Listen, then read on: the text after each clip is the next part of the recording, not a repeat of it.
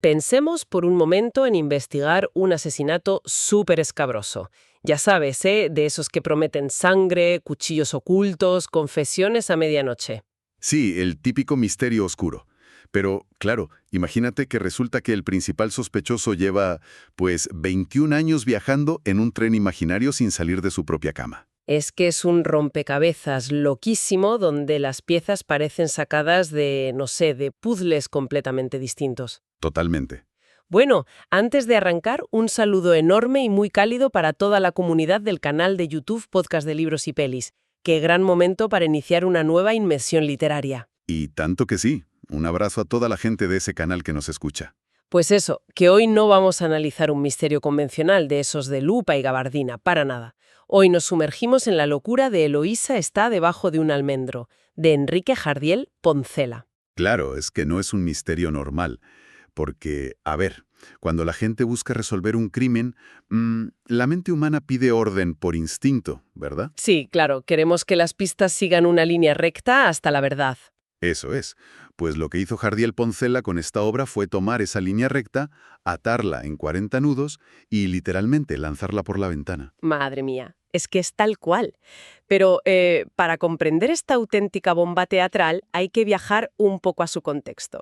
Nos vamos a Madrid. Al 24 de mayo de 1940 concretamente, en el Teatro de la Comedia. Exacto. Y en esa época, pues lo habitual, al sentarse en una butaca, era presenciar obras costumbristas. Historias muy normales que replicaban fielmente los problemas cotidianos. Historias de la vida misma. Sí, con personajes que hablaban y se comportaban como la gente de la calle. Todo muy predecible. Y ese es un punto vital, ¿eh? Para entender la obra. El teatro naturalista de aquel momento intentaba ser un espejo milimétrico de la vida real. Pero ojo, que Jardiel Poncela detestaba ese espejo. Lo odiaba con toda su alma. Ya te digo, él argumentaba, y bueno, con bastante razón, que el público ya traía suficiente aburrimiento de su rutina diaria como para pagar una entrada y ver más de lo mismo sobre el escenario. Claro, la gente quería evasión. Exacto.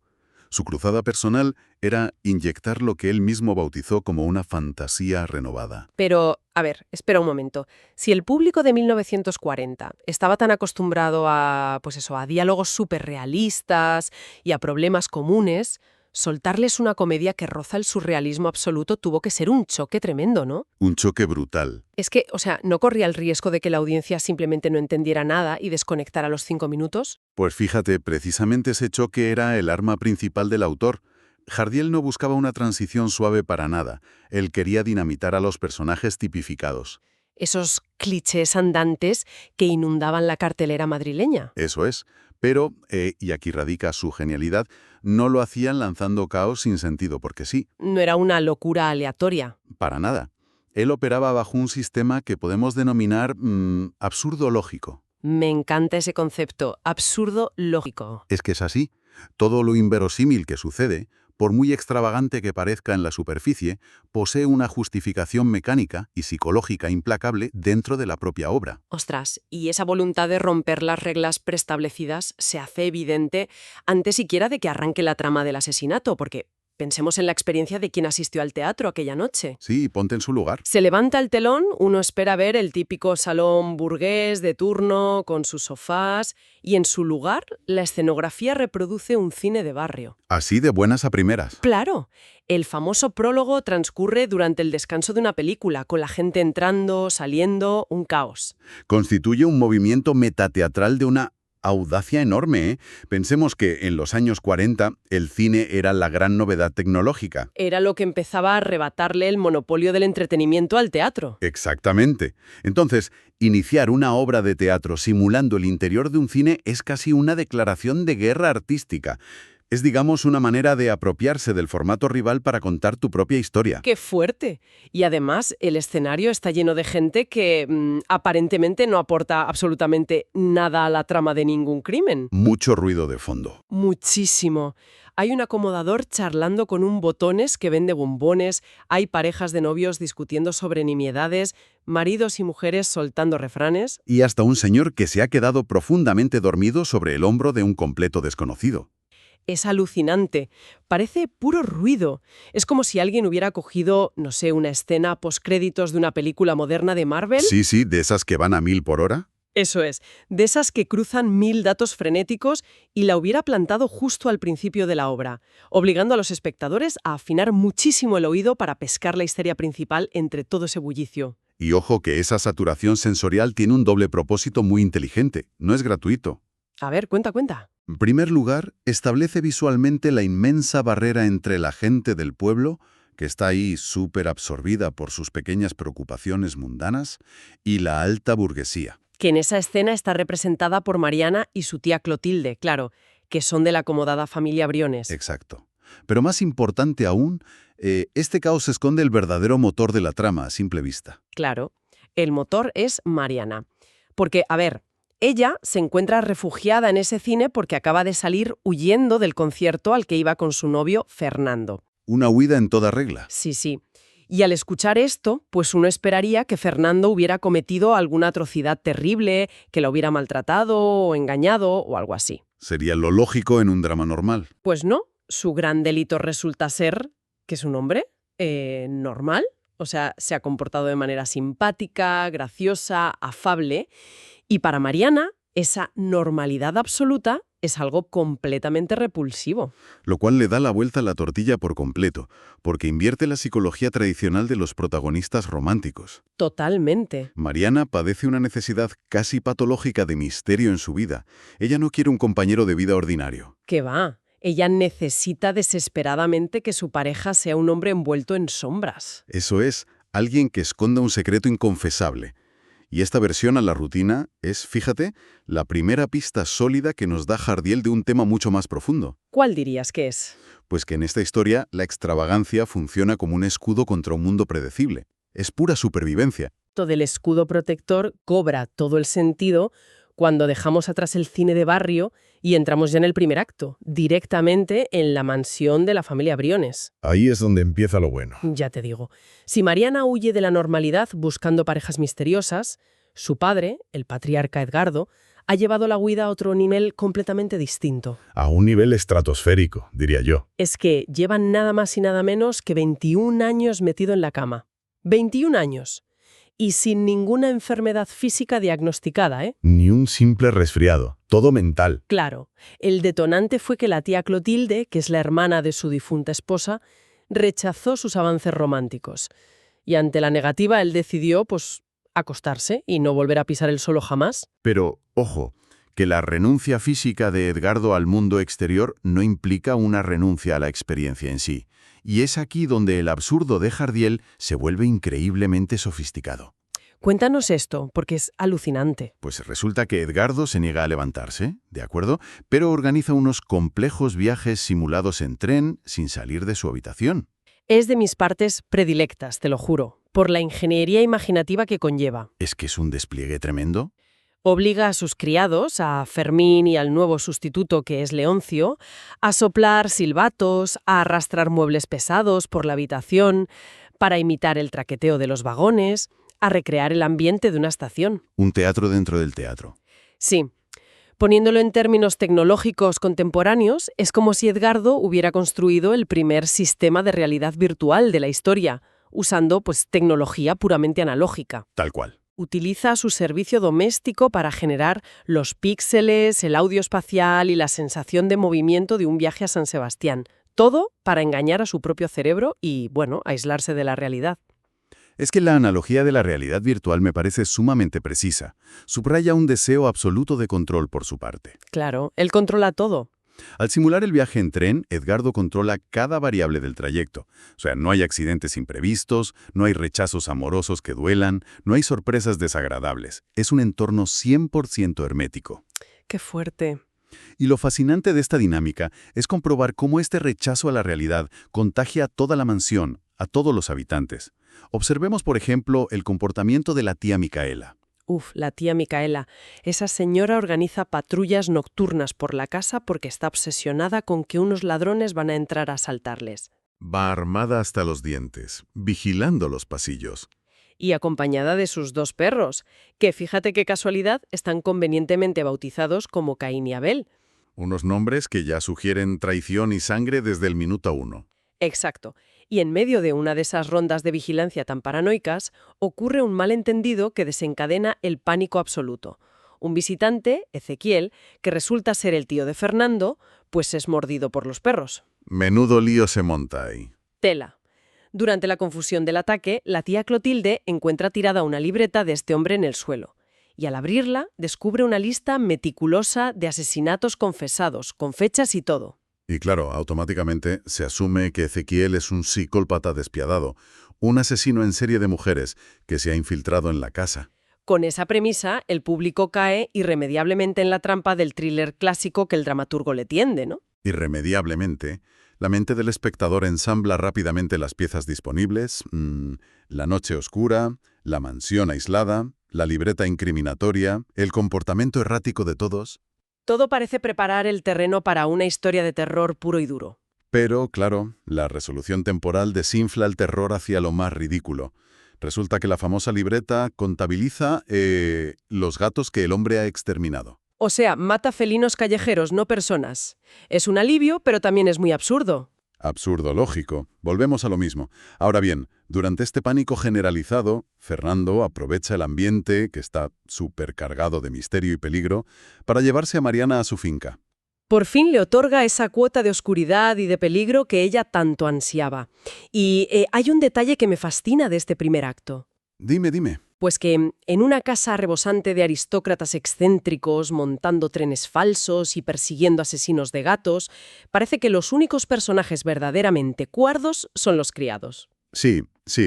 Y eso obedece a una estrategia de subversión social muy clara por parte de Jardiel. Ah, sí. Claro, tradicionalmente, en la comedia teatral, los sirvientes solían ocupar el rol de personajes bufonescos, ya sabes, aquellos que tropezaban, que se equivocaban y generaban el enredo. Los que ponían la nota cómica fácil. Eso es. Pues aquí Jardiel invierte los papeles por completo. Sirvientes como Fermín actúan como el verdadero ancla de cordura dentro del caos. Es que tienen una paciencia infinita. Y a través de su mirada súper estoica frente a las locuras de sus empleadores, el autor desliza un comentario social muy sutil. Nos dice que, en cierto modo, la locura y la excentricidad extrema son un lujo exclusivo de la clase alta. Ostras, qué gran verdad. Claro, quien tiene que ganarse el pan trabajando todos los días no puede permitirse el lujo de evadirse 20 y tantos años en una cama fingiendo que va en tren. Exactamente. No tienen tiempo para tonterías, tienen que trabajar. Pues esa colisión entre la cordura mundana y la extravagancia burguesa nos lanza de cabeza al segundo acto. Abandonamos la mansión de los Briones y llegamos a la finca de Fernando, la casa de la familia Ojeda. Y el tono cambia radicalmente. Vaya que sí cambia. Aquí es donde la exigencia de Mariana por vivir experiencias límite obtiene por fin su recompensa, aunque la verdad de una forma bastante perturbadora. Muy turbia. Resulta que Fernando la ha transportado hasta allí usando cloroformo. Sí, cloroformo que le facilitó su tío Ezequiel. Básicamente, la ha anestesiado para secuestrarla en toda regla. Lo cual, evaluado desde cualquier perspectiva moral o legal contemporánea, resulta ser un acto criminal absolutamente imperdonable. Es de juzgado de guardia, totalmente. Pero, y esto es lo interesante, dentro del microcosmos lógico que la obra ha construido a partir del deseo de Mariana en aquel cine del principio, se convierte casi en un acto de devoción retorcida. Es un regalo envenenado para ella. Claro. Fernando está inmolando su propia simpatía y su normalidad para encarnar al villano misterioso que su pareja requiere para sentirse atraída por él. Madre mía, es que es muy loco. Sin embargo, el juego de roles pronto deja de ser un juego. Mariana recupera la conciencia en esa nueva casa y la atmósfera comienza a volverse densa, amenazadora de verdad. Ahí es cuando entra el thriller de lleno. Sí. Fernando le muestra un vestido antiguo al que le falta una manga, junto con un chal. Mariana, que es súper observadora, analiza el entorno y nota un detalle extraño en la pared de la habitación. Descubre una alacena secreta que está camuflada tras el papel pintado. El típico escondite gótico. Tal cual. Y al abrirla, la cosa se pone seria. Hallan la manga arrancada que faltaba, unos zapatos manchados de sangre seca y un cuchillo. De repente, la comedia de enredo parece haberse esfumado por completo de la obra. Y es una transición tonal de altísimo riesgo para cualquier escritor, ¿eh?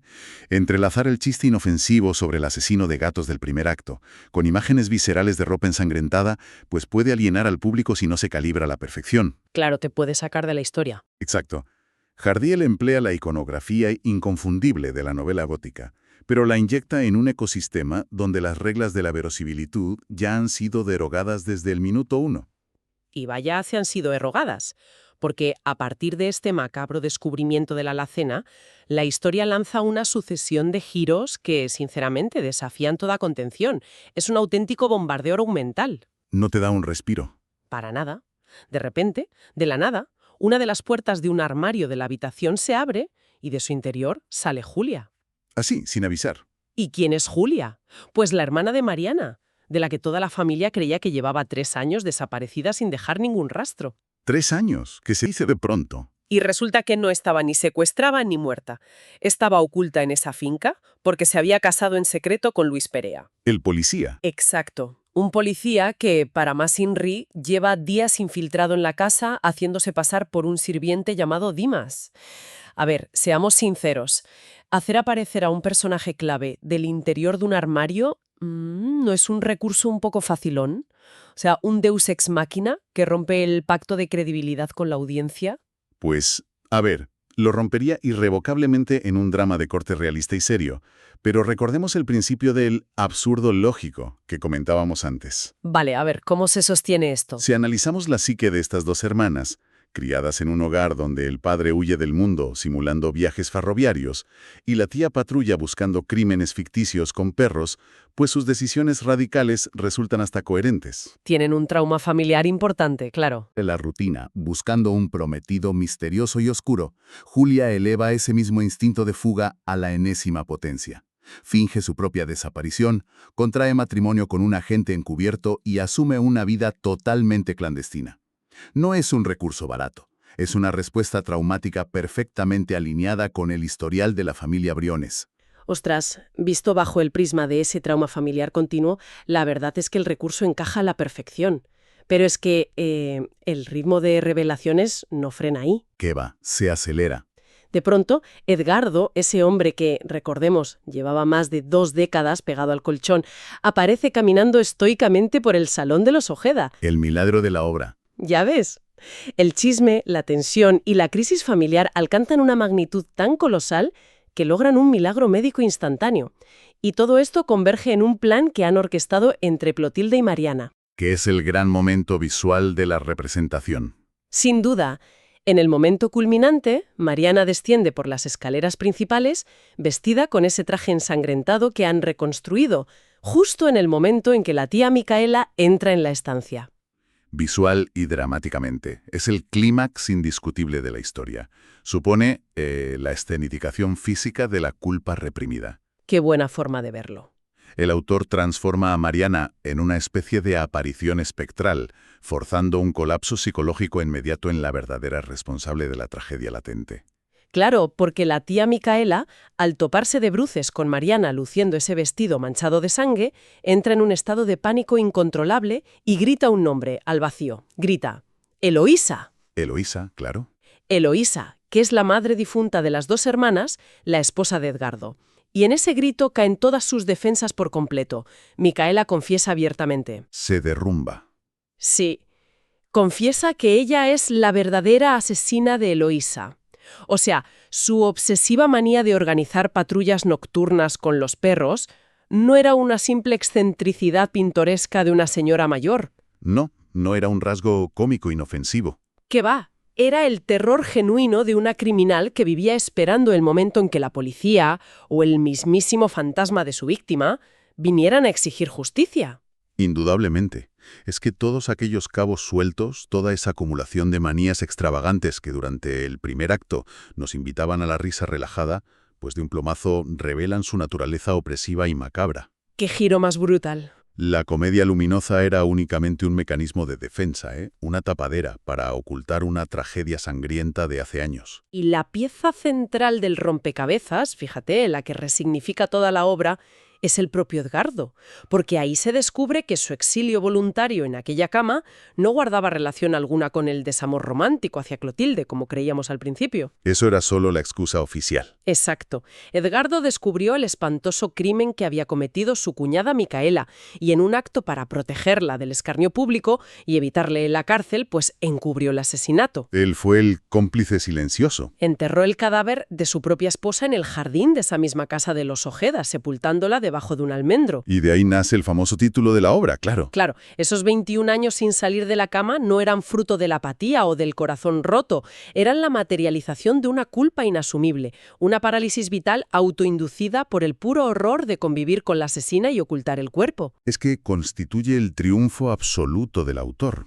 Demuestra magistralmente que el comportamiento más irrisorio, en apariencia, eso de jugar a los trenes en la cama, puede enraizarse en un trauma psicológico devastador. Totalmente. Y la resolución de este conflicto, con Micaela siendo finalmente internada en un sanatorio mental, pues no se percibe en absoluto como un castigo artificial impuesto por el guión. Es la conclusión inevitable, el destino trágico de una mente que ya estaba completamente resquebrajada por el peso insostenible de haber ocultado un asesinato durante décadas. Ostras, es que es denso, ¿eh?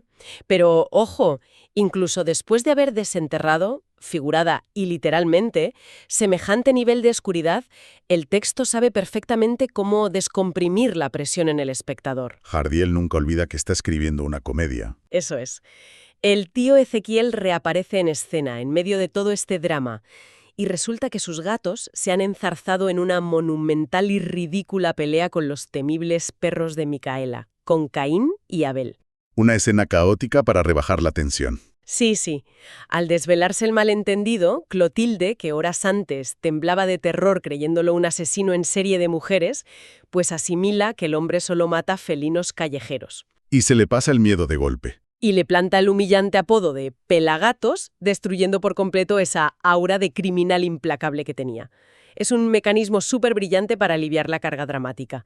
Le recuerda a la audiencia que, a pesar de los oscuros secretos que acaban de exhumarse, el terreno de juego sigue siendo la comedia pura. Y esa agilidad para oscilar entre géneros, sin que la estructura se resienta lo más mínimo, es lo que evidencia la maestría perdurable de Jardiel. Es un maestro, sin duda. Pero, claro, una obra que transitó terrenos tan inexplorados y mezcló tonos de una manera tan radical, inevitablemente enfrentó reacciones polarizadas en su época. Gran parte de la crítica de los años 40, que estaba muy atrincherada en el conservadurismo, pues carecía de los referentes necesarios para evaluar algo que no encajaba en ninguna clasificación preestablecida. Claro, les explotó la cabeza. Fue catalogada a menudo como un disparate incomprensible por algunos sectores puristas.